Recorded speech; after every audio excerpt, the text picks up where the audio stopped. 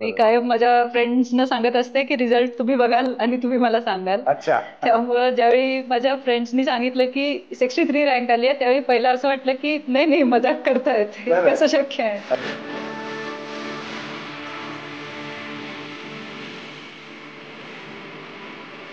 पण ही युपीएससी परीक्षा तशी आहे, त्याचा जो सिलेबस आहे तो कायम चेंजिंग आहे. करंट अफेअर्स आहे, बरोबर. हिस्ट्री, जिओग्राफी आहे, सगळं एकमेकाशी रिलेटेड आहे. त्यामुळं बोर होत नाही, हो. इंटरेस्ट वाटतो कायम. डायव्हर्सिटी खूप आहे.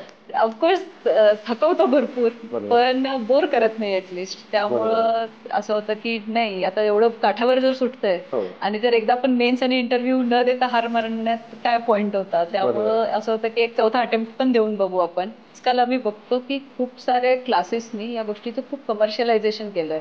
हो. आजकाल 9वी-10वी पासून म्हणतायत की आम्ही IAS चं कोचिंग देतो. बरोबर. आणि मला नाही वाटत की ही योग्य गोष्ट आहे म्हणून. कारण मी 4-5 वर्षात मी स्वतः एवढी बर्नआउट झाली आहे की मला माहित आहे की त्याची रियालिटी काय आहे. बरोबर. हे हेल्दी नाही आहे ना त्या पर्सनसाठी ना त्यांच्या फॅमिलीसाठी. तर युपीएससी वर फोकस करून त्याच डिरेक्शन न करण्यापेक्षा तुम्ही एक ग्रॅज्युएशन आहे तो पण व्यवस्थित पाठ करावा. IAS मधलं हे एक अट्रॅक्शन होतं की जे पक्क मनात घर करून बसलं होतं, असं कुठलं होतं? ग्राउंड लेवलवर काम करता येतं. सगळ्या त्यामध्ये लोकांसोबत. ऍक्च्युअल मध्ये तुम्ही काहीतरी काम करू शकता जे लोकांच्या जीवनावर खरोखर मध्ये इम्पॅक्ट करू शकतं.